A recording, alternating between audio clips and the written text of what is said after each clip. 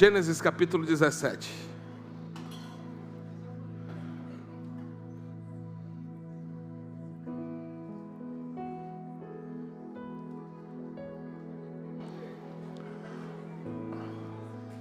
Gênesis 17, apenas o versículo 1 diz assim: Quando atingiu Abraão a idade de 99 anos, apareceu-lhe o Senhor e lhe disse: Eu sou o Deus Todo-Poderoso, anda na minha presença e sê perfeito. Anda na minha presença e ser perfeito. Ok, você está pronto? Aperte o cinto aí. Bora viajar. Um dos personagens bíblicos que eu mais me identifico, além de Davi e Abraão. Eu amo as histórias de Davi e Abraão, porque eu tenho uma identificação pessoal com eles. E falar sobre Abraão, para mim, é falar um pouco também da minha trajetória, da minha história de impossibilidade. E uma das coisas que nós vamos ter que aprender com Deus é que às vezes a gente vai ser tocado em alguma área da nossa vida com impossibilidade. Alguns em uma situação, outros em outra. Sempre a gente vai se encontrar com algo que parece impossível. Mas eu aprendi, mediante a história que eu carrego com a minha casa e do que nós vivemos em nossa casa, que o impossível é só uma questão de opinião. Eu repito, o impossível é só uma questão de opinião. Então você vai no médico e ele olha e faz um diagnóstico seu e ele diz: olha, isso aqui, irreversível, impossível. Essa é a opinião da medicina ou do médico. Só que assim, acima da opinião da medicina ou do médico, tem o que Deus pensa e o que Deus diz. Então, você vai escolher em qual mão você prefere estar. Se você quer estar na mão dos médicos, você vai ter a opinião dos médicos. E não é errado você procurar medicina nem um médico, tá? Pelo amor de Deus. Mas eu posso procurar a medicina e os médicos por reconhecer que são ferramentas que Deus colocou na terra para nos auxiliar e nos ajudar. Mas embora eu os procure, eu decido em qual mão eu fico. E essa é uma das coisas mais importantes na nossa trajetória. É em qual mão você escolhe estar? Na mão da opinião da terra ou na mão da opinião do céu? Porque sempre os céus vão contradizer as opiniões da terra. E é por isso que o impossível é uma questão de opinião. Enquanto para a terra é impossível, algumas pessoas, como eu, debaixo de um diagnóstico de infertilidade absoluta, para a medicina eu era um caso impossível. Mas embora a medicina estava dizendo aquilo para mim, eu estava na mão do meu Senhor. E quando eu fui ver a opinião do meu Senhor, Ele tinha dito para mim: você vai ser pai. Então eu escolho, diante de um diagnóstico, ficar com a opinião da medicina, acreditar naquilo, ou diante da impossibilidade da terra, eu acreditar no que o meu Senhor disse. Vocês estão me entendendo? É por isso que quando Deus chama Abraão, no capítulo 12, Deus chama Abraão debaixo de um contexto muito peculiar. Por quê? Porque sobre a descendência de Abraão, desde Sete filhos de Adão, Terá, filho de Sete, e assim chega Abraão, filho de Terá, ou Tera. A promessa que Deus fez para Sete foi que na sua linhagem Sete tem uma terra que eu já separei para vocês. Só que quando eu fui buscar a raiz do que Deus está dizendo para a linhagem de Sete, que chega até Abraão, a primeira coisa que Deus promete não é uma terra. A primeira coisa que Deus promete é: eu te farei pai de nações. Eu te farei pai de povos. E o que eu aprendo com isso?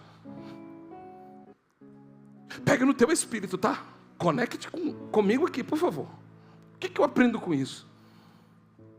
É que embora a gente gosta de ler muito que Abraão está indo em direção a uma terra, mas a promessa de Deus sobre Abraão não é sobre a terra, é sobre que ele seria pai. Então não é sobre um lugar, é sobre um povo. Porque desde que Adão caiu, Deus está procurando levantar na terra uma família. E essa família pudesse glorificar o nome dele.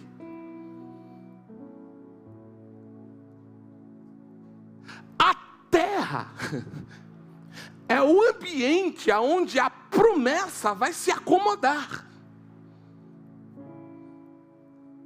Então como é que eu vejo Deus? Eu vejo Deus assim: Ele nem cumpriu ainda o que Ele disse que faria, mas Ele já preparou o ambiente para acomodar o que Ele disse. Deu para entender mais ou menos, não? Então é assim, normalmente a gente estabelece como critério fundamental, diante do que Deus está falando, o lugar que a gente precisa chegar. Só que Deus está pensando outra coisa diferente disso. Porque a coisa principal para Deus não era a terra que Abraão deveria chegar. Por isso ele diz: anda na minha presença e ser. Então Deus está estabelecendo aqui no capítulo 17, depois de ter chamado Abraão, feito aliança com Abraão, falado com Abraão. A minha pergunta foi: por que só no capítulo 17 Deus para e diz assim: Abraão, anda na minha presença e seja perfeito? Porque na hora em que Deus chamou Abraão aqui, onde o seu pai Terá, parou onde? Parou na frustração de ter perdido seu filho. Parou na decepção de ter perdido o seu primogênito. Porque Abraão é irmão de Arã, o seu irmão primogênito. E para um pai, a coisa mais decepcionante que tem, porque isso faz parte da vida do ser humano. Não são os pais que enterram os filhos, são os filhos que enterram os pais. E aqui a gente está diante de uma morte prematura, de um pai que tem uma promessa, de um pai que está caminhando em direção a uma promessa, e no meio do curso ele perde um filho. Capítulo 11 de Gênesis. Ele sai de Ur dos Caldeus porque perdeu seu filho ali, e vai. Quando passa por uma terra chamada Padã Arã, e por incrível que pareça, o nome do lugar tinha o mesmo nome do seu filho. Só que ele era nômade, ele não podia parar. Ele podia descansar, mas ele não podia estabelecer morada ali. Mas sabe o que Tera fez? Quando chegou em Padã Arã, ele ficou estacas e fez as suas moradas ali. E sabe como é que ele termina? Morto no lugar que carrega o nome do seu filho. Profeticamente falando, o que eu aprendo? Que tem muita gente que Deus colocou uma promessa sobre a cabeça dele. Tem uma promessa sobre a tua linhagem. Embora você está aqui no ambiente coletivo de igreja, e como igreja nós temos uma promessa para essa cidade, eu quero te dizer que você também tem uma promessa dos céus sobre a tua linhagem, sobre a tua casa, sobre a tua família. Só que o que eu vejo também nisso? Muitos que param na frustração e na decepção. Porque era para Tera, pelo menos, ter sofrido o luto, ter sofrido a dor de lembrar de registros da sua memória, do seu filho que tinha morrido. Mas ele deveria se levantar, pegar seus filhos, pegar as esposas dos seus filhos, pegar Ló, que era filho de Arã, e dizer: vamos embora, gente. Embora está doente, está sangrando, tem decepção, tem frustração, mas tem uma promessa nos aguardando. Sabe o que ele faz? Ele fica, estaca ali, arma a sua tenda e morre ali. Capítulo 12. Abraão, sai da tua terra e da tua parentela. Você sabe o que isso quer dizer? É Deus dizendo assim: Abraão, a bola da vez é tu. Teu pai morreu no lugar da dor, no lugar da decepção.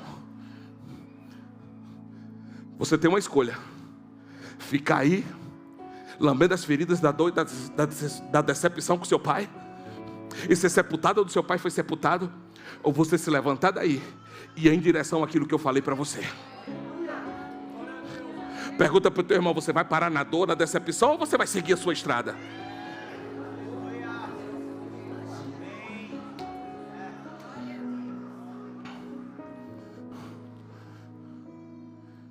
E aí Abraão, ele se levanta e Deus fala com ele. Mas quando Deus fala com ele: sai da tua terra, faz uma aliança e tal, não diz para ele: anda na minha presença e ser perfeito. Por que ele só diz no capítulo 17? Porque Deus espera Abraão caminhar. Depois que ele caminha, Deus vem para ele e se apresenta de novo. Porque é assim: se nós não vigiarmos, escute isso, se nós não tomarmos cuidado, nós vamos achar que o sentido maior da nossa vida é chegar na terra, quando para Deus o sentido maior não é chegar na terra. O sentido maior que Deus queria estabelecer na caminhada com Abraão não era o lugar onde se devia chegar, era com quem ele estava andando. Porque às vezes a gente está tão focado, porque tem que chegar, tem que trabalhar, tem que isso, e a gente começa a entrar na correria de chegar, porque tem que construir, porque tem que fazer isso, tem que fazer aquilo, a gente tem que chegar, porque tem um alvo, tem um propósito e tal, e a gente acaba se esquecendo daquilo que de fato é essencial na relação com Deus. Anda na minha presença. Porque assim, deixa eu te falar uma coisa: não adianta construir prédio bonito, igreja bonita, tudo bonito, que a cidade fique, sabe, vislumbrada. Não adianta ter esse monte de coisa se Deus não vai junto. E uma das coisas que eu tenho percebido, não só na vida das pessoas que sentam comigo para conversar, na minha própria vida, quanto nós somos tentados a ter uma visão de Deus, um sonho de Deus. A gente gera algo de Deus, e a gente fica tão focado naquilo que a gente está gerando de Deus, que a gente torna aquilo como objeto maior, e a gente se esquece de que o fundamento maior não é o lugar para onde eu vou. O fundamento maior é permanecer na presença dEle. Que está me entendendo essa noite? Porque a primeira coisa que Deus está orientando para Abraão, depois dele ter caminhado, e Deus começa a perceber que Abraão está muito focado na terra onde devia chegar, mas ele estava se esquecendo de quem estava com ele.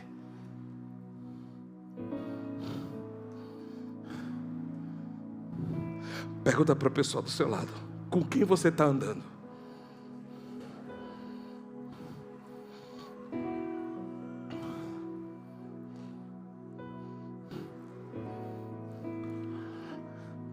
É por isso que eu vou te falar uma coisa: eu não tenho receio nenhum de falar o que eu estou falando. Você está aqui conhecendo meu avô a primeira vez. Eu vou falar para os que ainda não ouviram falar isso. Não venha para conhecer uma estrutura predial ou uma estrutura institucional, porque a instituição te decepciona. Mas se você anda com Deus, você vai estar por cima das decepções.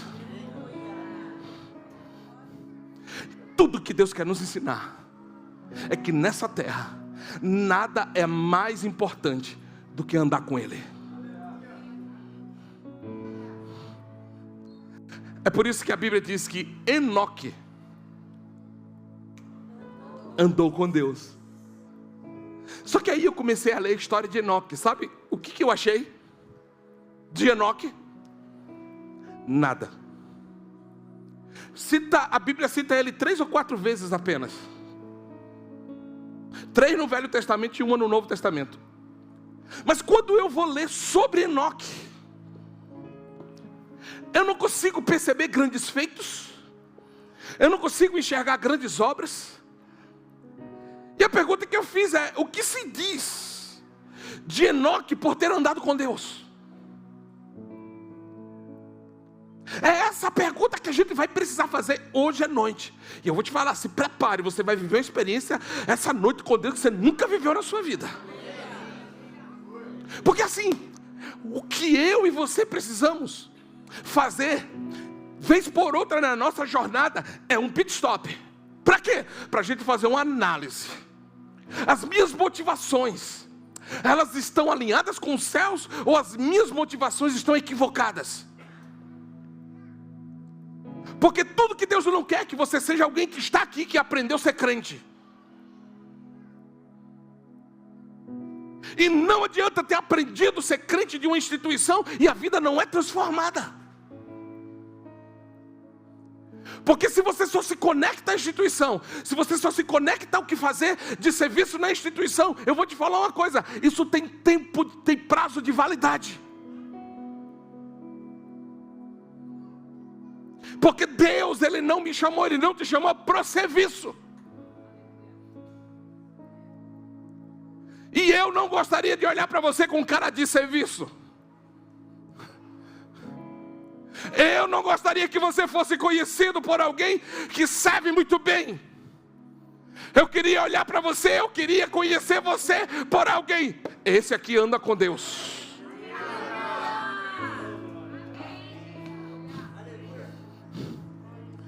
O que se diz de Enoque por ter andado com Deus? Essa é a minha pergunta, e a sua deve ser a sua pergunta também. O que se diz de Enoque por ter andado com Deus? Qual é o benefício de ter andado com Deus, ou de andar com Deus?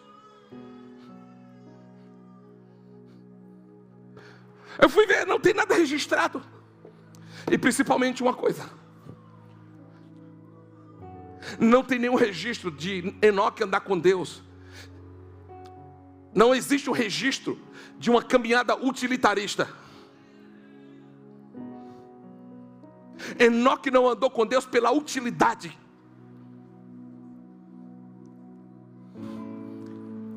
É por isso que Deus vai ter que pegar cada um de nós aqui nessa noite e corrigir o nosso interior. Porque talvez alguns de nós queremos Deus para utilidade. Você quer andar com Deus para quê? E quando eu olho para Enoque, eu não vejo uma relação utilitarista.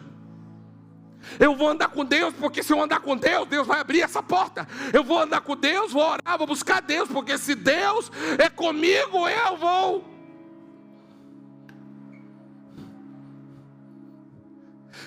E a pior bobagem de uma pessoa cristã é ela pegar alguma coisa que ela possui e dizer: está vendo aqui? Deus é comigo. Aí eu digo que nem aquela Filomena: ah, coitado, sabe de nada. Seria muito medíocre você reduzir Deus na sua plenitude e grandiosidade a afirmar que Ele é com você porque você tem isso ou aquilo. Isso é muito pequeno. Você não entendeu quem é Deus. Deus não é para as nossas utilidades.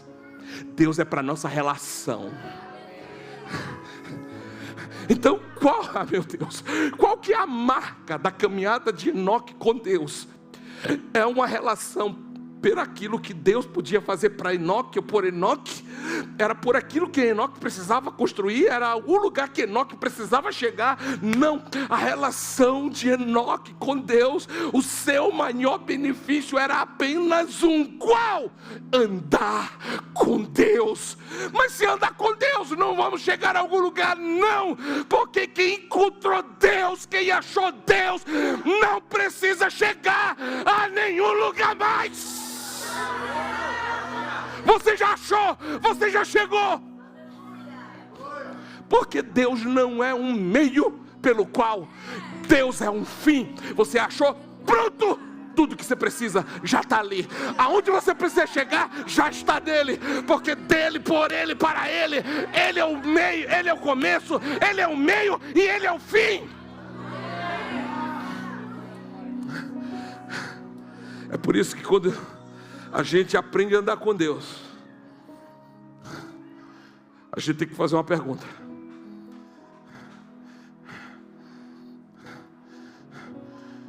Por que eu quero Deus? Para Ele poder fazer alguma coisa para mim? Não. A maior expectativa de quem anda com Deus é saber: achei meu tudo.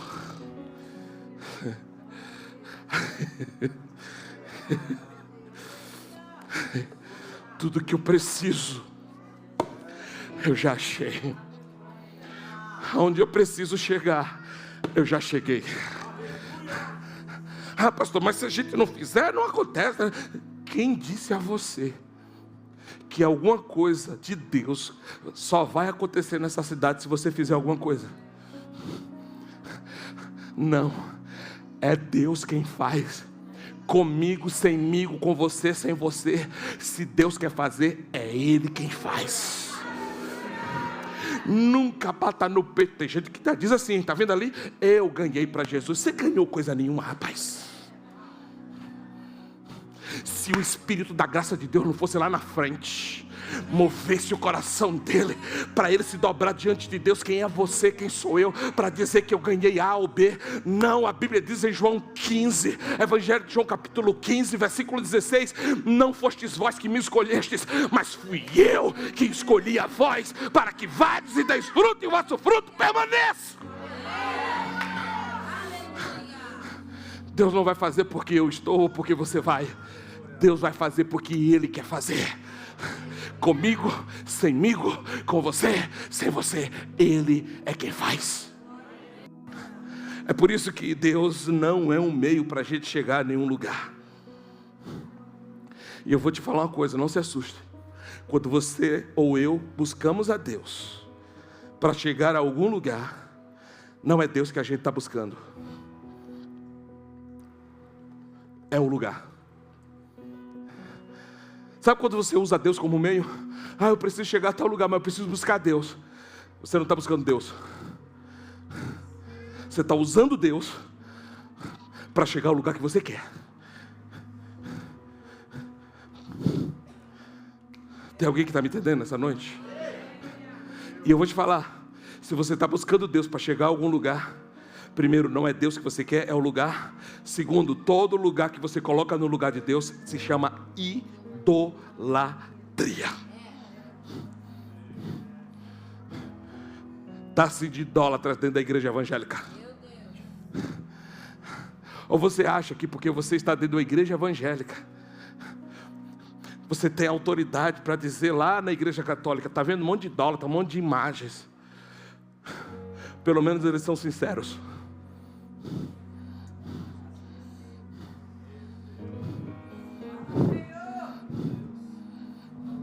A gente tem uma língua afiada para acusar, para condenar, para julgar, mas a gente não tem uma disposição corajosa dentro de nós para dizer: Deus, eu tenho te usado ultimamente como um meio para chegar a alguns lugares, então não é o Senhor que eu quero, é o lugar que eu quero. Tem coragem de falar isso hoje para Deus?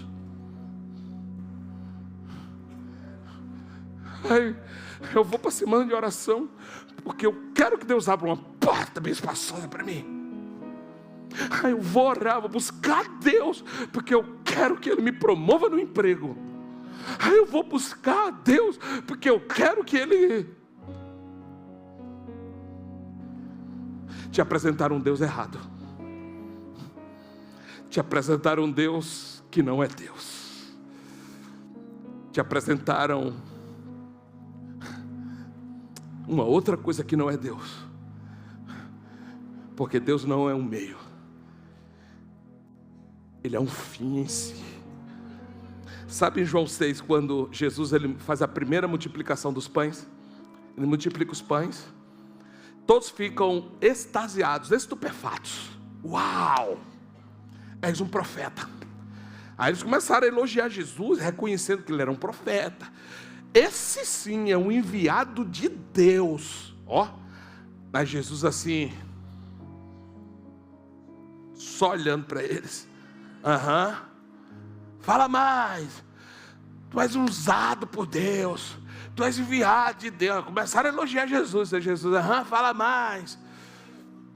E Jesus, sabendo das motivações do coração, disse para eles assim: é o seguinte, vocês vão embora, eu vou para o monte orar, mas a gente se encontra do outro lado do mar, de Tiberíades. Aí, não, eu preciso ir sozinho, não levou ninguém. Aí o que eles fizeram? Pegaram a palavra e disseram: não, ele vai estar do outro lado amanhã. Aí todos já desembarcaram, todos já embarcaram e foram para o outro lado. Quando chegou lá, quem estava lá? João capítulo 6, está lá no capítulo 6 de João. Quem está do lado de lá já? Versículo 26 e 27. Jesus. Aí eles disseram: tu já cegaste? Tu não ia orar? E você já chegou? Olha lá. 25. E tendo encontrado do outro lado do mar, eles perguntaram: mestre, já chegou aqui? Quando você chegou? Aí Jesus: fica sossegado, porque o que te aguarda vai vir agora. Próximo. Em verdade vos digo, vós me procurais, não porque viste sinais, mas porque você comeu do pão que eu multipliquei. Posso traduzir? Jesus está dizendo assim: vocês acham que vocês me enganam, Você acha que eu me iludo com seus elogios? Levantar de braços, cânticos bonitos, você acha que isso me ilude?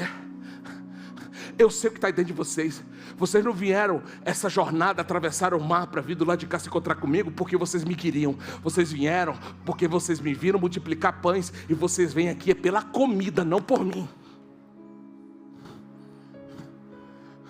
Pergunta assim, bem amorosamente: querido, querida, você está aqui por quê?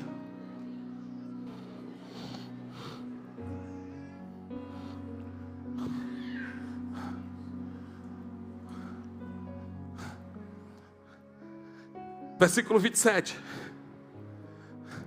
Aí Jesus, agora vem a instrução. Jesus diz assim: deixa eu ensinar para vocês o que eu quero de vocês. Não trabalhem pela comida que perece. Trabalhem pela que subsiste para a vida eterna.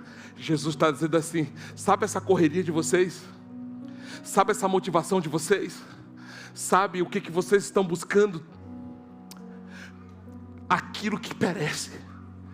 Mas se vocês se encontrarem comigo, vocês vão se encontrar com o Pai. E se vocês se encontrarem com o Pai, quando vocês comerem de mim, nunca mais vocês vão ter fome e nunca mais vocês vão ter sede. Porque a comida dessa terra você come, daqui a pouco ela perece e você está com fome de novo. Mas a comida que vem de mim, do meu Pai, nunca mais vocês terão fome e terão sede.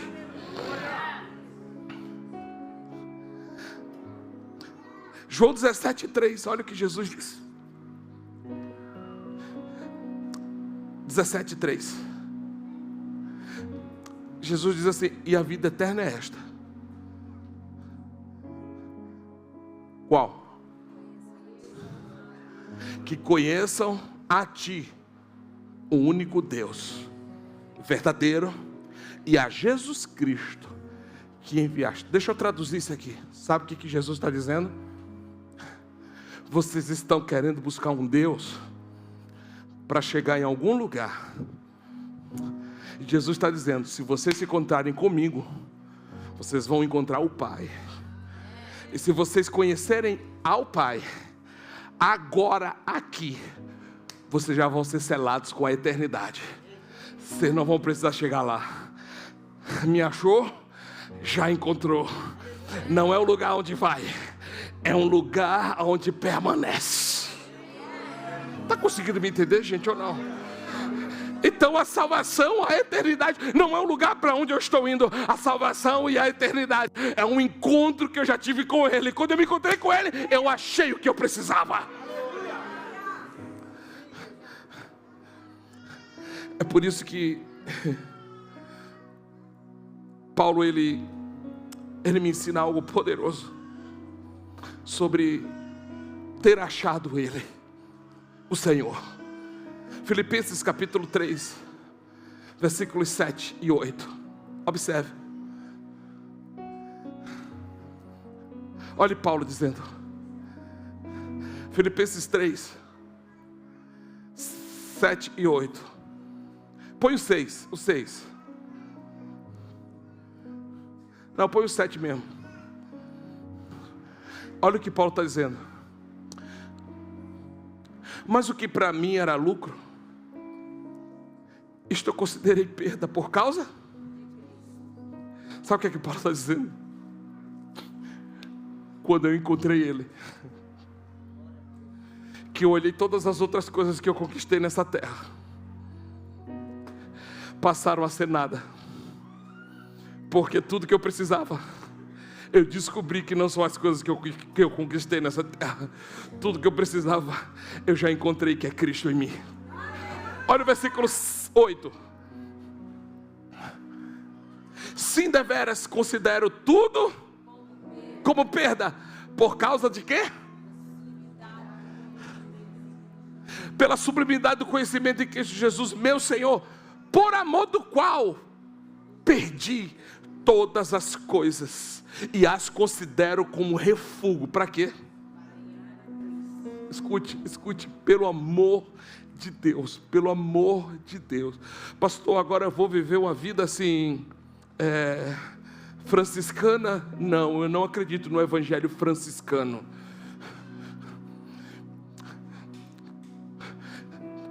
Nesse lugar aí, você faz voto de pobreza, porque o reino de Deus é dos pobres. Mentira! O reino de Deus não é dos pobres, o reino de Deus é dos filhos. Então não é sobre ter ou não ter, é sobre você se tornar filho. Mas escute, preste atenção. Quer fazer faculdade? Faça, mas faça a melhor, seja o melhor. Quer abrir uma empresa? Abra, mas abra melhor e ganhe muito dinheiro. Pelo amor de Deus, ganhe, mas ganhe com força. Meu irmão, ganhe para até barrotar, até não ter nem mais conta no Brasil você depositar esse dinheiro. Ganhe mesmo. Porque não é sobre isso que eu estou falando, e não é sobre isso que Paulo está dizendo. Agora eu vou saltar tudo, vou viver uma vida franciscana por causa de Deus. Não, não é isso que ele está dizendo. O que ele está dizendo é o seguinte: quando no seu interior você teve um encontro com Cristo, essas coisas, por boas que sejam, não se comparam à sublimidade do conhecimento de Cristo Jesus.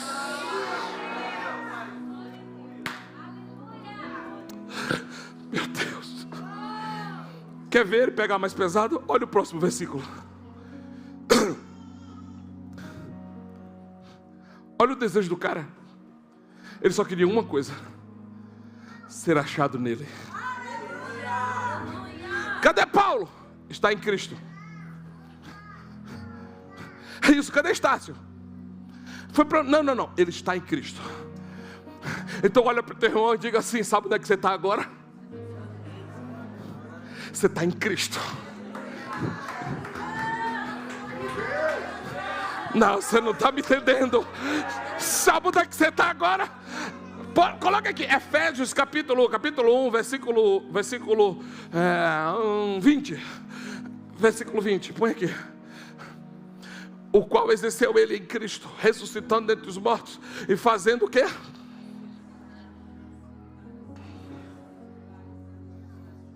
Sabe de que é que Paulo está falando aqui? De mim e de você. Ele está dizendo no versículo 18, ele diz assim, ó: ilumina os olhos, Pai, do entendimento deles. Põe o 18, ao 18, ele diz assim, ó: iluminados os olhos do vosso coração. Aqui coração não é coração, órgão. Coração aqui é mente, é pensamento. Ele está dizendo: ilumina os olhos do pensamento deles, para eles saberem qual é a esperança do seu chamado, qual a riqueza da glória da sua herança nos santos. Próximo. Aí ele diz, ó: a qual E qual a suprema grandeza do seu poder para com os que cremos, segundo a eficácia da força do seu poder. Próximo. O qual exerceu ele em Cristo, ressuscitando dentre os mortos e fazendo assentar à direita nos lugares celestiais. Próximo. Acima de quem? De todo poder, de todo domínio, de todo nome que se possa referir, não só no presente, mas também no século vindouro. Próximo. E pôs todas as coisas debaixo dos pés, para ser o cabeça sobre todas as coisas, e deu a quem? Quem é a igreja? Não ouvi, quem é a igreja?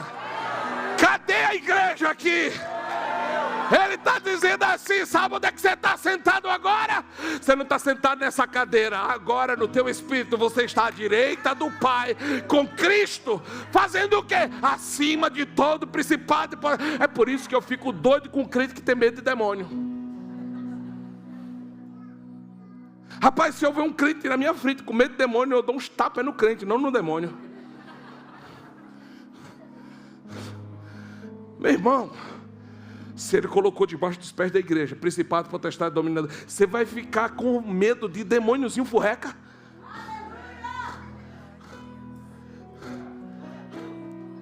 Já viu que esse cachorro que late, pronto, a mesma coisa são os demônios. A pessoa está se virando e você, ai meu Deus, não. Em nome de Jesus. Sai!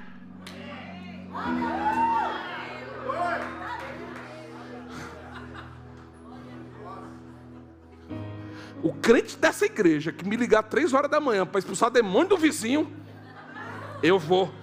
Mas eu vou para ir na tua casa te dar uma pisa. Outro dia não teve um que me ligou, pastor, você quer que eu vou fazer o quê? Expulsar demônio? Não vou não. Ora, você. Mas você. Mas pastor, mas você é filho de Deus igual a mim. Você tem autoridade igual eu tenho. Põe a mão na cabeça dessa pessoa, porque não tem nada a ver com ela, tem a ver com os demônios que estão nela. Você não vai expulsar a pessoa, expulsa os demônios que estão na vida dela. Aí daqui a pouco ele me liga, pastor, deu certo. Eu digo, filha da mãe, me tirou do melhor do sono.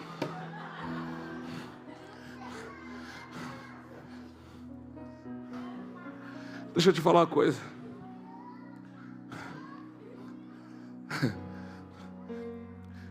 Infelizmente, eu vou dizer isso, tá? Com muito pesar. As coisas mais básicas do Evangelho. Eu falava isso ontem ou foi hoje para você, né, Jéssica? A gente está tendo que ensinar de novo para a igreja. Porque é uma geração que se conectou ao evento, ao show, à programação X, Y. Qual é a igreja que está tendo isso? Não sei o quê, não sei o quê, não sei o quê, não sei o quê, não sei o quê. E saiu da palavra. Aí a gente vai ter que agora, depois que você descobriu que o reino de Deus não é show, que o reino de Deus não é evento, que o reino de Deus não é isso, não é aquilo outro. Aí agora você está vindo. Não estou falando para aqui, para essa igreja, tá, gente? Está vindo para Deus de verdade. Porque eu sei que você que está aqui porque você quer Deus de verdade. Só que quando você está diante das pressões da vida, do dia a dia, não tem palavra dentro de você. Por quê? Porque você fundamentou a sua vida em outras coisas que não foi a palavra. Mas não tem problema, se é para gastar nossos dias ensinando de novo, nós vamos ensinar de novo. Mas é o seguinte, a gente está aqui ensinando. Se na caminhada eu pegar algum de vocês aqui,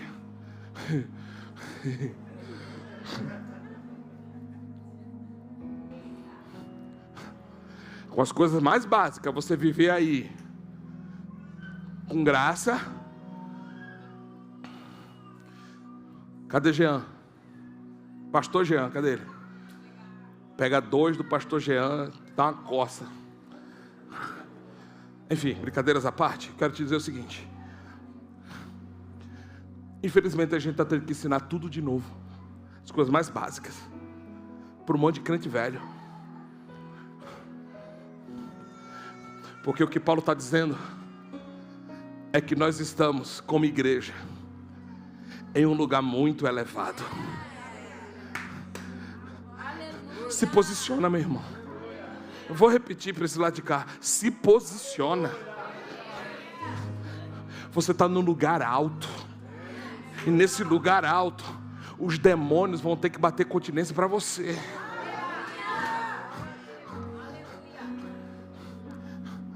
Quem está me entendendo? Lembra quando Jesus entrou em Gadara?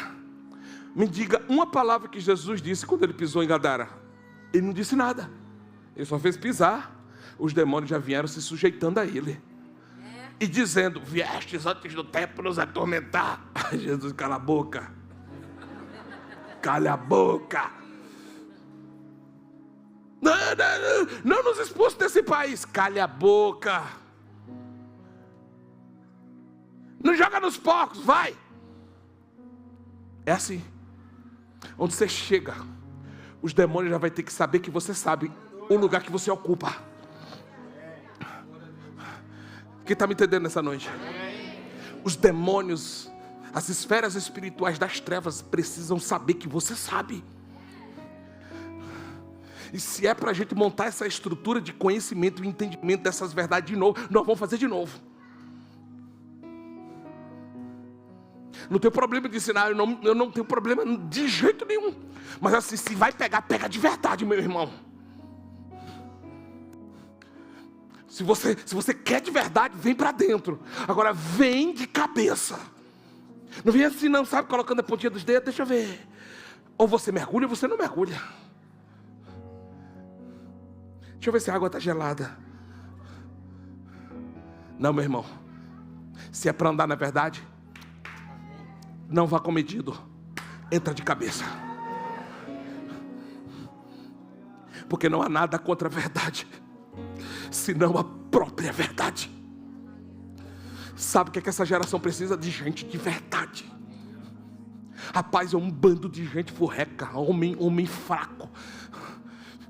Sabe que, rapaz, o cara gaguejou pra mim, já deu ruim. Eu não consigo ouvir um cara que tá gaguejando.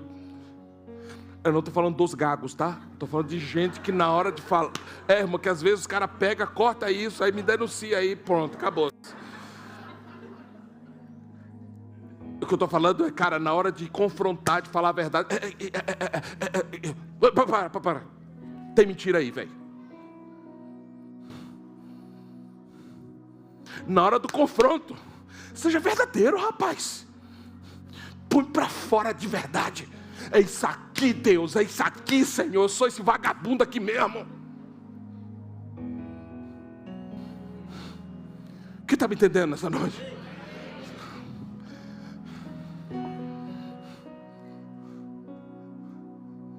Aleluia. Deixa eu te falar uma coisa. Pelo que você quer ficar? Pelo que você quer ser conhecido? Pelo que você faz ou por quem você anda?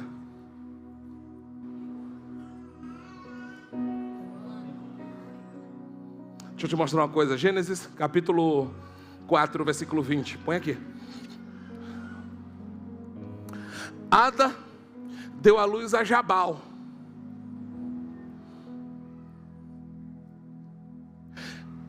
Este foi pai dos que habitavam em tendas e eles possuíam o quê? Então eles eram conhecidos como criadores de quê? A família de quem? Jabal. Próximo versículo. O nome do seu irmão era Jubal. Este foi o pai de todos os que tocam o quê? O primeiro irmão era conhecido por criar. O segundo irmão era conhecido por tocar o quê? Terceiro. Zilá, por sua vez, deu à luz a Tubal-Caim, que é da raça de Caim, artífice de todo instrumento cortante, de bronze, de ferro. A irmã de Tubal-Caim foi Naamá. Primeiro, conhecido por criar. Segundo, por tocar. E o terceiro, por construir instrumentos. Então pegue uma coisa no teu espírito. Na vida vai ser assim. Você vai ter que fazer uma escolha pelo que você quer ser conhecido. Porque Jubal, Caim ficaram conhecidos pelo que faziam. E Enoque?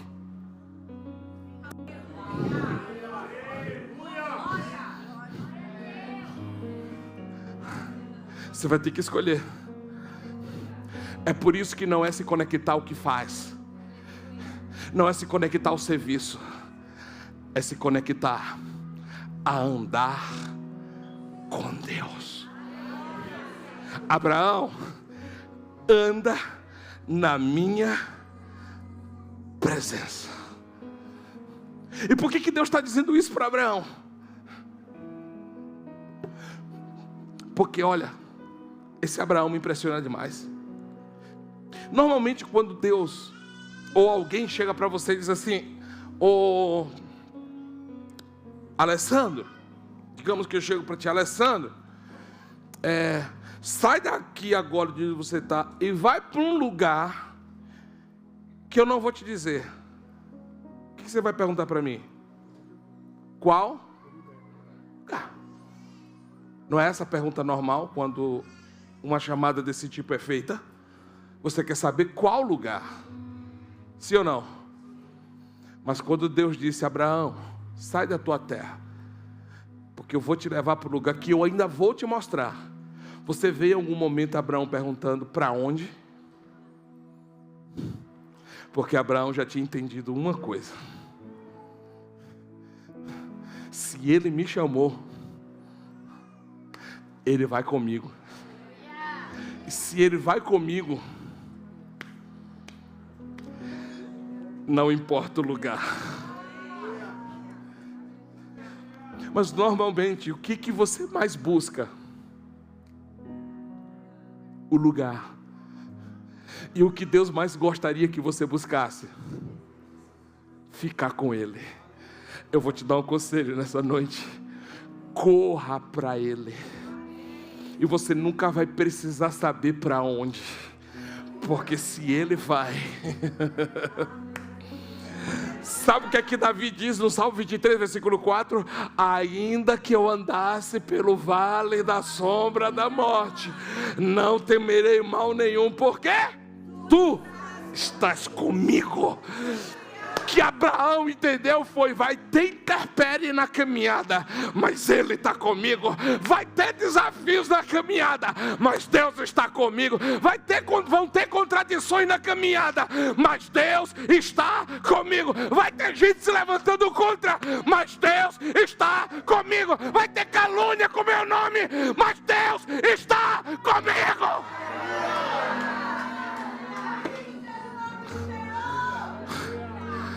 Chora, calar, passou. Olha para o teu irmão, sacode e diga: Deus está com você, não se preocupa.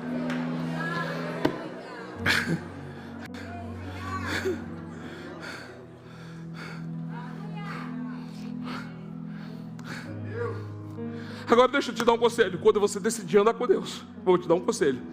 Tem gente que é assim: tá bom, já entendi. Tem que andar com Deus, né? Tá bom. Vai andar com Deus de cara emburrada, porque queria saber para onde, queria saber como. E Deus está dizendo: eu não vou te dizer, porque enquanto você não aprender a andar comigo, eu não posso abrir meus mistérios para você, eu não posso revelar os meus segredos para você, porque enquanto você não aprender que a coisa mais importante não é onde você vai, não é o que... Não, a coisa mais importante que você precisa aprender é que eu sou mais importante do que qualquer lugar que você precisa chegar. Aleluia. Tem gente que já apanhou e agora está assim, ó: tá bom, agora eu vou andar com Deus. Aí fecha a cara, fica com essa cara de bolo solado, fica com essa cara de sapo que morreu no dia de enchente. Tá bom, tem que andar com Deus, né? Tá bom.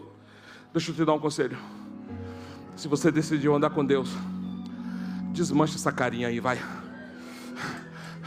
Mas pastor, você só está falando isso porque você não sabe o que eu estou passando. Cara, não sei mesmo não. Mas eu vou te mostrar alguém que decidiu andar com Deus e teve que desmanchar a cara, mesmo sem entender o que estava acontecendo. Abacuque, capítulo 3, versículo 17. Ele decidiu andar com Deus. Primeiro ele começa, pode olhar, capítulo 1, ele começa dizendo assim: Senhor, tu não está vendo o que os ímpios estão fazendo? Tem muita injustiça, e cadê? O Senhor não vai fazer nada? Ele está cobrando de Deus fazer alguma coisa. Aí Deus tipo assim: rapaz, você é um profeta, você não aprendeu a andar comigo. Aí ele viu que Deus silenciou. Aí no capítulo 2 ele diz: subirei a minha torre de vigília para ver o que Deus vai falar comigo.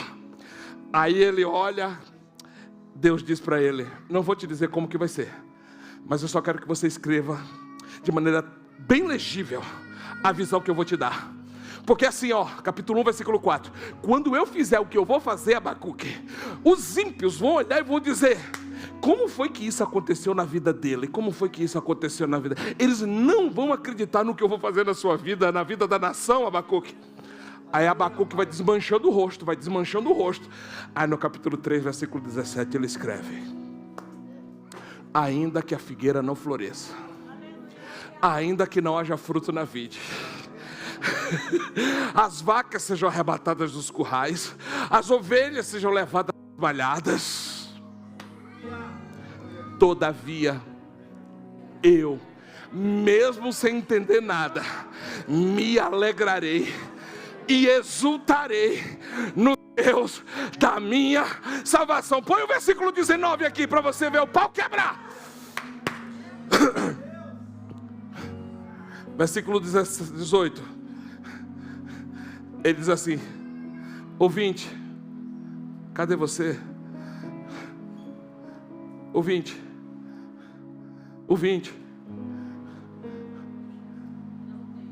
Não tem, né? É o 19, viu? O seu Deus, ele está dizendo assim: eu não estou entendendo nada, um caos desgramado, mas tem alegria aqui dentro. Aí ele está dizendo o seguinte: o Senhor é a minha fortaleza. Quando você se alegra sem entender, mas por confiar quem está com você, o Senhor se faz sua fortaleza. Quando você se alegra mesmo sem entender, mas está confiando que Ele está com você, Ele vai pegar os teus pés e vai fazer como os da coça. Como? Andar em lugares.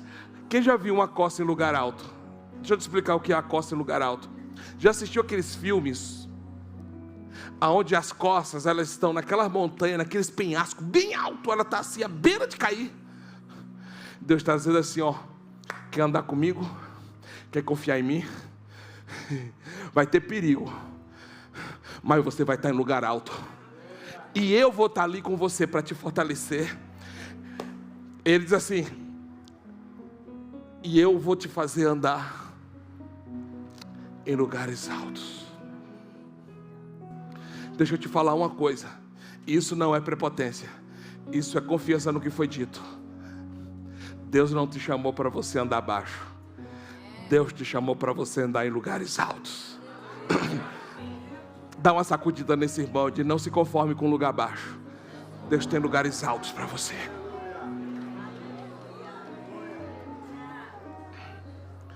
Então qual foi a primeira coisa que Deus disse? Anda na minha presença. E a segunda coisa? Ser perfeito. Primeiro é andar com Ele, na presença dEle. Segundo é ser perfeito. E o que é ser perfeito aqui? Talvez na tua cabeça brasileira, na minha cabeça brasileira, na nossa língua brasileira, portuguesa, ser perfeito nos arremete a pensar em perfeição no sentido de inerrância. Só que o ser perfeito aqui não tem origem na língua portuguesa. Sabe por que nós somos considerados da América Latina? Porque a nossa língua original é o latim. Então muitas das nossas palavras, ela não tem origem na língua portuguesa, ela tem origem no latim. Então na tradução bíblica, ela foi traduzida no latim. E o que é ser perfeito na língua original, no latim?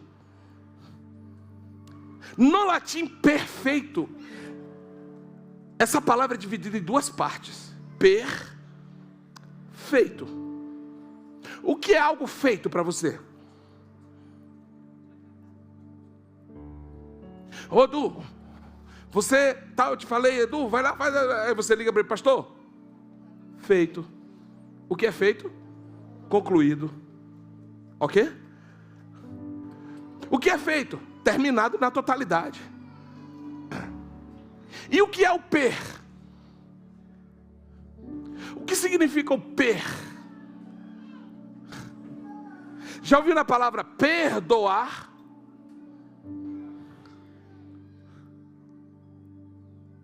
Você divide a palavra, também fica doar, perdoar. Doar é dar-se. E o que é o per?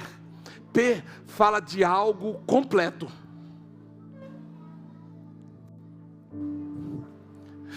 O per fala de algo concluído.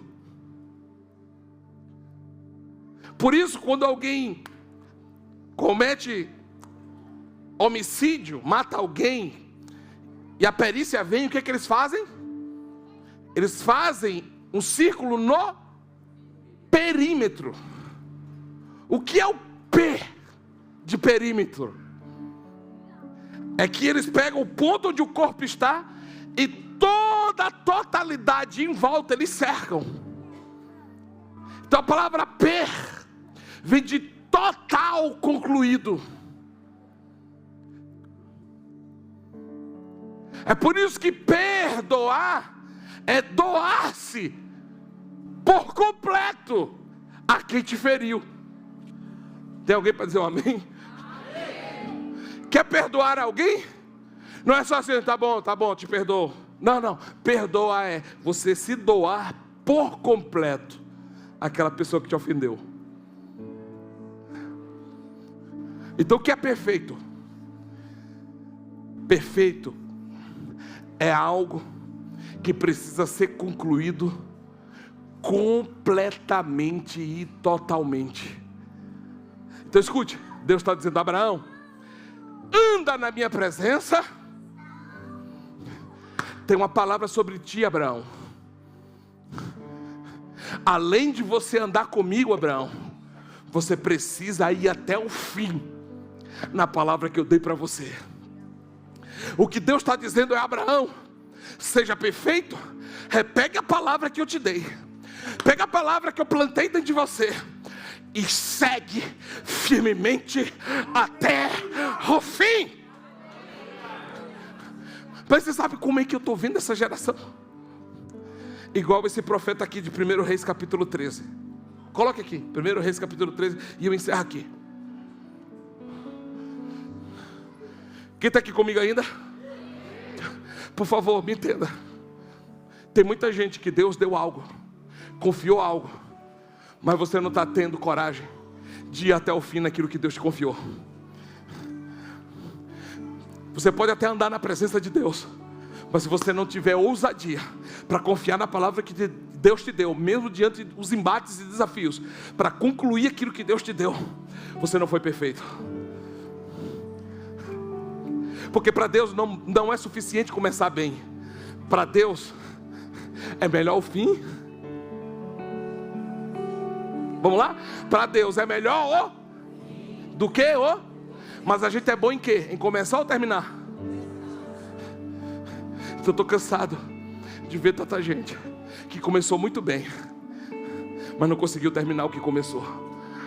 E eu quero declarar sobre a tua vida nessa noite: você nunca mais vai ser destes que chegam até a metade bem, mas da metade para frente não tem mais ousadia e coragem para concluir. Eu declaro sobre a tua vida: você vai ser bom concluinte, você vai terminar o que você começou. Eis que por ordem do Senhor veio de Judá a Betel um homem de Deus, e Jeroboão, o rei, estava junto ao altar para queimar incenso. Clamou o profeta contra o altar por ordem do Senhor e disse: altar, altar, assim diz o Senhor, eis que um filho nascerá à casa de Davi, cujo nome será Josias, o qual sacrificará sobre ti os sacerdotes altos que queimaram sobre ti incenso, e ossos humanos se queimarão sobre si. Segura aqui, porque eu vou te explicando por parte. O que está acontecendo? Está acontecendo é que o altar já está corrompido. Como? Jeroboão é rei e não sacerdote. E quem tinha a legalidade para sacrificar, oferecer sacrifício sobre o altar, não eram os reis, eram os sacerdotes. Mas é que os benditos dos sacerdotes fizeram? Foram comprados por dinheiro, se venderam, e agora eles abriram exceções e concessões. Pegou a galera que tem grana da igreja e deu a eles o direito e a autoridade de falar no altar aquilo que eles não deveriam falar, porque não tem autoridade para falar. Aí Deus levanta o profeta doido. Ele diz assim: vai lá e clama contra o altar. Mostra para eles que altar é lugar de sacerdócio, não lugar de quem compra com dinheiro. Deixa eu te explicar. Altar não é lugar para quem compra com dinheiro. É lugar de profecia, de profeta, sacerdote que tem compromisso sincero e verdadeiro com Deus.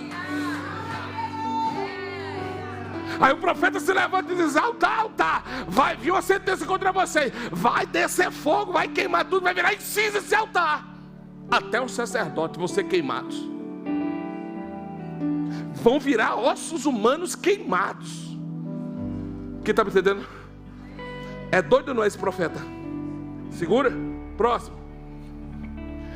Deu naquele mesmo dia um sinal dizendo: este é o sinal que do Senhor falou, que o Senhor falou: eis que o altar se fenderá e se derramará em cinzas que há sobre ele. Próximo. Tendo o rei ouvido as palavras do homem de Deus, ó o pau quebrando aqui, ó. O rei soube o que queria oferecer sacrifício por comprar o altar. Soube que tinha um profeta doido ali denunciando uma irregularidade no altar. Aí o que ele fez? O homem de Deus, tendo o rei ouvido as palavras do homem de Deus que clamara contra o altar de Betel, Jeroboão estendeu a mão sobre o altar dizendo: prende esse profeta aí. Ou seja, cala a voz desse profeta.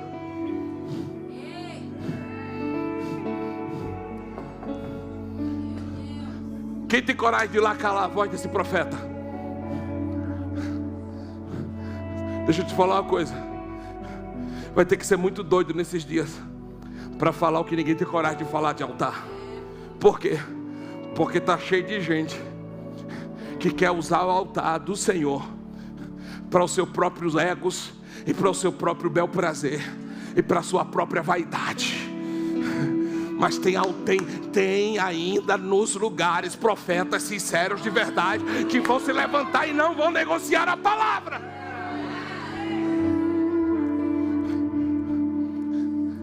Aí o rei olhou e disse assim: prende-o. Aí quando alguém foi estender a mão sobre o profeta, o que aconteceu? A mão encolheu. Não toca, meu filho, não toca em profetas de verdade, que está falando a palavra de Deus de verdade. Não toca, não toca. Eu vou dar um conselho aqui: não toque em quem está falando a palavra de Deus de verdade. Não toca. Aí o que aconteceu? Próximo. O altar se fendeu em cinzas e derramou. O altar se fendeu e a cinza se derramou sobre o altar, segundo o sinal que o homem de Deus apontara por ordem do Senhor. O profeta doido corajoso. Próximo. Então disse o rei ao homem de Deus. Agora o rei está procurando o profeta. Tipo, fui mexer com o profeta, a mão recolheu. Agora eu preciso do profeta para ele clamar ao Deus dele, para eu poder voltar à normalidade. Aí o rei disse assim: ora para mim, ora por mim, para que eu possa recolher a mão. Então o homem de Deus implorou o favor do Senhor, e a mão do rei se lhe recolheu e ficou como antes. Próximo. Disse o rei ao homem de Deus: olha agora, esse negócio vai chegar. O rei que mandou calar a voz dele, o rei que viu que não tem como você parar a voz profética. Pode parar o homem, mas a voz profética não para. Quando o rei viu que não tinha como parar a voz profética, o que é que ele fez? bora mudar a tática. Não persegue mais não. Agora vamos oferecer propina. Vem comigo. Vem lá em casa e fortalece-te. E eu? Bora dar presentes ao homem de Deus.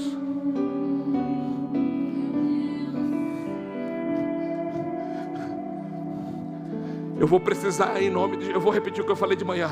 Eu preciso de gente do lado para me guardar, para nos proteger. Porque eu não sou diferente de ninguém. Não sou melhor que ninguém.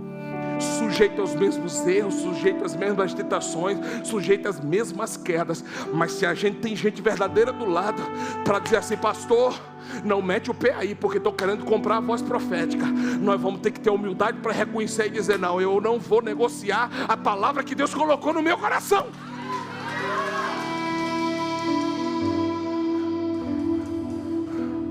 Olha para quem está do seu lado e diga assim: cuidado com os presentes. Próximo. Porém um homem de Deus disse ao rei: ainda que me desses metade da tua casa, não iria contigo, nem comeria pão nem água neste lugar. Ele está dizendo assim: pode me dar o que for, não me vendo. Quer me excluir? Me exclua.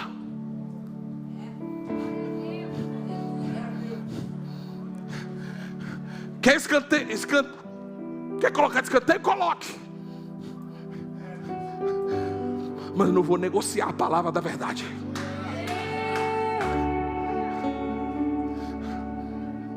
Próximo. Porque assim me ordenou o Senhor pela sua palavra, dizendo: não comerás pão, nem beberás água, não voltarás pelo caminho por onde fostes. Deus está sendo muito claro com ele. Não para comer pão com esses caras. Não para beber água deles. Não senta na mesa com eles. Eles são covardes. Eles estão querendo parar a voz profética com presente, com dinheiro, com coisas. Não negocie, não se venda, não negocie a palavra da verdade. E o profeta está como? Diga firme. O profeta está como? Como muitos aqui. Segurou a onda. Veio a tentação, você não abro mão, não negocio. Você ficou firme até aqui.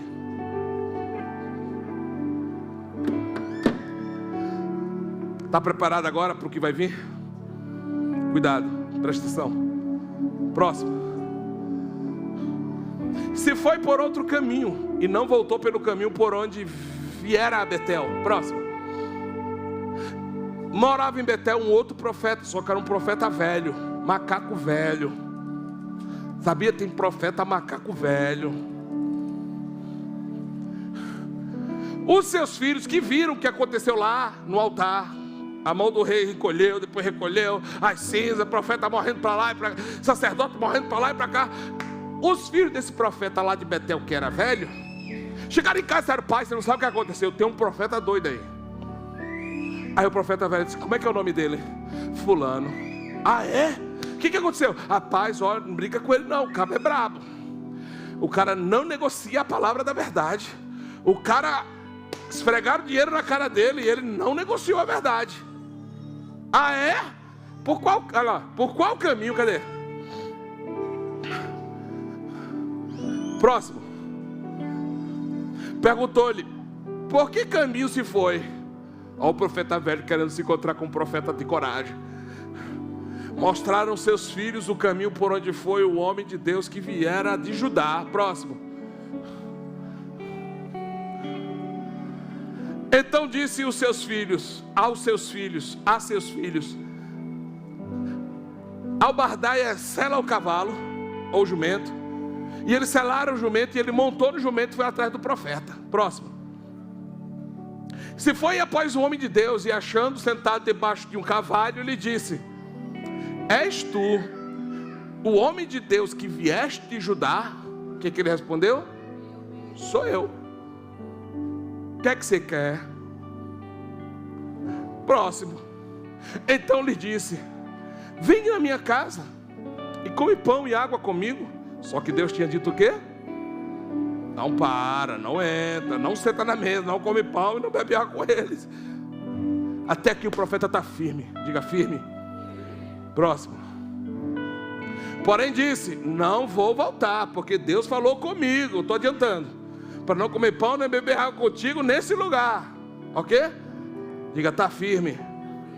Próximo versículo. Porque me foi dito pela palavra do Senhor, ali não comerás pão, nem beberás água, nem voltarás pelo caminho por que foste. Próximo. Tornou-lhe ele, eu também sou profeta. E ó, eu vou te falar, no meu currículo, eu tenho mais histórico que você de profecias. Eu tenho mais tempo de profeta que você. Você tem muito que aprender comigo. Aí ele diz assim, ó, sou profeta como tu. Agora é que é o ponto. Dei toda essa volta para chegar aqui. Aí ele diz assim, um anjo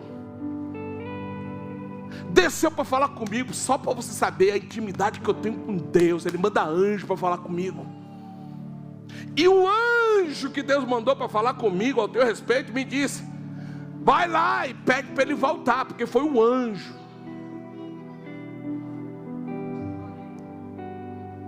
Volta à tua casa para que coma pão e beba água. Porém,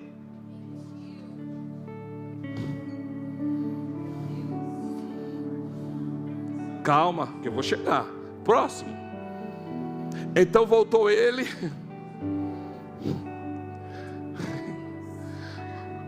A pergunta que eu te faço é: como que um cara que segura dinheiro na cara, presentes e tal, segurou. Na hora que falou que um anjo desceu do céu para falar com ele, rapidamente ele foi. Por quê? Agora entra no ponto que eu vim falar para você. Quando Deus te der uma palavra, se prepare. O inimigo vai fazer de tudo para você desistir dessa palavra. Você vai ficar firme. Você já vai saber que é o inimigo. Você já vai saber quando esfregar dinheiro na sua cara que é o diabo. Você já vai saber quando aparecer qualquer outro tipo de proposta. Você já vai saber que é o inimigo para te desviar do propósito. Mas tem uma coisa que a gente vai precisar ficar atento nesses dias. Porque o diabo não vai vir com proposta de dinheiro. O diabo não vai vir com qualquer outra proposta. Sabe qual vai ser a maneira que o diabo vai fazer para tirar você da palavra que Deus deu para você ser perfeito e ir até o fim? A espiritualização da mentira.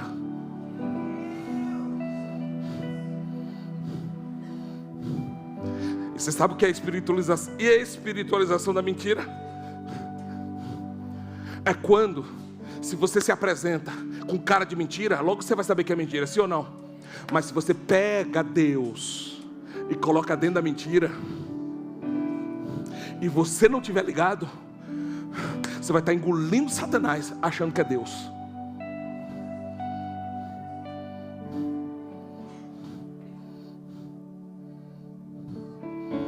Por que vocês estão quietos? Deixa eu te falar uma coisa, cuidado, que nem tudo é anjo. Tem coisa que é Satanás se vestindo de anjo para te enganar, para você soltar a palavra que Deus deu para você. Então eu quero te dar um conselho nessa noite. Anda na presença de Deus e conclua aquilo que Ele te diz para você fazer. Mas se prepare, porque no meio do caminho vão aparecer propostas disfarçadas de Deus para tirar você do propósito essencial que Deus tem para a sua vida. Cuidado, que nem todo altar que fala em nome de Deus tem o Espírito de Deus. Cuidado, que nem tudo que se apresenta com cara de Deus é Deus. Porque esse profeta tinha nome de profeta, e ele trouxe a espiritualização dizendo que um anjo desceu para falar com ele, para trazer uma palavra parecida com a de Deus. E o profeta que estava firme engoliu a mentira disfarçada de Deus. E olha a consequência. Ele comeu, bebeu água. Próximo versículo. Estando eles à mesa, olha agora, ó, veio a palavra do Senhor ao profeta que tinha dito para ele voltar. Ou seja, o mesmo cara que agora há pouco estava sendo usado pelo diabo para desviar o cara do propósito, agora ele está sendo usado por Deus para dizer para ele qual a consequência que ele teria pela desobediência dele.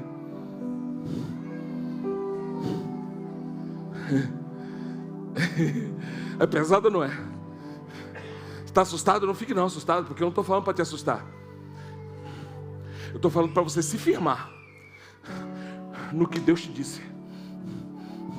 Porque assim, se Deus te disse, não tem anjo que desça do céu para desfazer aquilo que Deus te disse.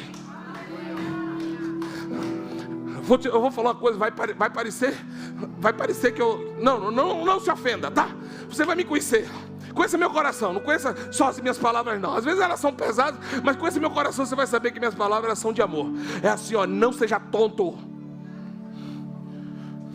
Se Deus te deu uma palavra, ponto final, Ele te deu uma palavra e acabou. Ah, mas veio um anjo. Não, um anjo não vai desfazer o que Deus disse.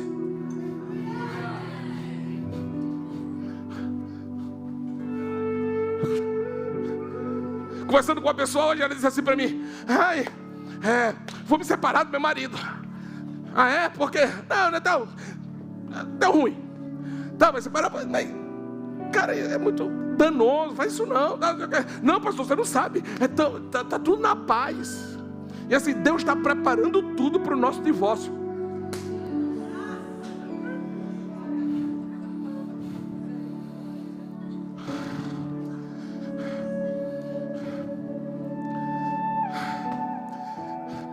Deus vai destruir um casamento para você começar outro. Eu não acredito nesse Deus. Pelo amor de Deus, se você está aqui, você é a segunda aliança, não se ofenda. Não se ofenda. Você vai ser amado, abraçado por nós de todo o coração. Deus sabe disso. E quem está comigo perto sabe disso. Não tenho preconceito a quem é a segunda aliança de maneira nenhuma. Mas deixa eu te falar logo. Deixa eu te alertar logo. Eu não vou negociar a verdade para te camuflar e te proteger de você se ofender com a verdade. Não vou negociar. Não vou deixar de falar. Divórcio não é de Deus. Pronto. Pastor, e agora? Agora, você está na segunda aliança? Fica aí. Você vai para o céu, vai para a eternidade. Você só perdeu alguns direitos que a primeira aliança ainda tem. Não se ofenda, tá? Tem gente que se machuca com isso. Eu não estou aqui para te ofender porque você é a segunda aliança, tá? Estou aqui para dizer para você: você está aí, não solte, continue. Mas eu não vou negociar, porque tem jovens, tem adolescentes me ouvindo aqui. Tem adolescentes, tem juniores me ouvindo aqui. Tem adolescentes, tem juniores, tem crianças e tem jovens me ouvindo aqui. E eles precisam saber desse altar que Deus é o Deus de uma só aliança.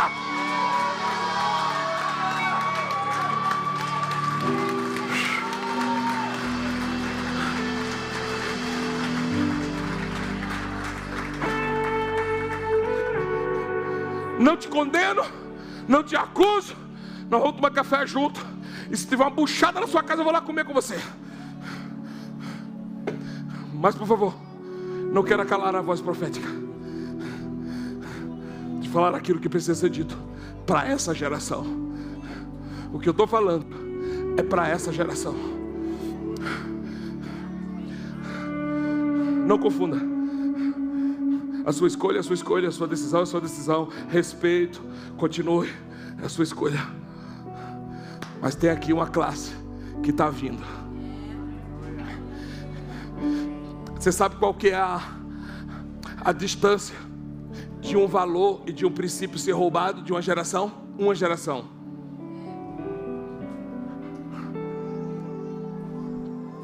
O último capítulo de Juízes. Depois você lê em casa. Entrando para Josué. Sabe o que ele diz? E aquela geração não conhecia o Deus de Israel. Por quê? Por quê? Porque uma geração se calou. Por que tem juízes? Porque não tem mais profetas. Por que tem juízo? Porque não tem mais sacerdotes. Então o que Deus fez? Como é que a nação vai ficar protegida? Se não tem sacerdotes, se não tem profetas? Vamos estabelecer os juízes. Mas os juízes é tanto, que os próprios filhos do profeta Samuel, está escrito, não estou inventando, diz assim, que eles não eram exemplo para os outros. Só que o cara era profeta, mas ele não tinha uma casa alinhada. Consegue entender isso? Uma geração rouba princípios e valores da gente para as próximas gerações. E se a gente não atentar para segurar firme, ainda que sangre a mão, diga assim, ainda que sangre a mão. Não, olha para o teu irmão e diz assim, desmancha essa cara, por favor, desmancha essa cara. Diga, ainda que sangre a mão, nós vamos segurar o princípio, nós vamos segurar o valor. Pastor, mas não dá mais para viver com esse homem, não dá mais para viver com essa mulher. Dá sim. Vença o orgulho. Sentamos os dois. Se humilha. Deus restaura o casamento para quem se humilha. Mas você quer ter razão, e todo mundo quer ter razão. Que quer ter razão perde a restauração. Como é que começa a restauração, pastor? Perdendo a razão. Tem como restaurar um casamento com gente que quer ter direito e quer ter razão? Você senta? Não, é ele. Aí o outro, não, é ela. Tá. Ok. Já ouvi. Mas bora restaurar? Bora. O que faz, pastor? Perca seus direitos. Perca a sua razão. E você? Perca também.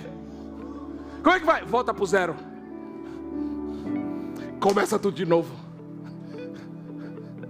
Alô? Eu vou parar de falar isso aqui. Não dá para falar mais. Abraão, e eu concluo. Anda na minha presença e termine aquilo que eu te falei. Vai até ao fim. Você pode aplaudir a Jesus?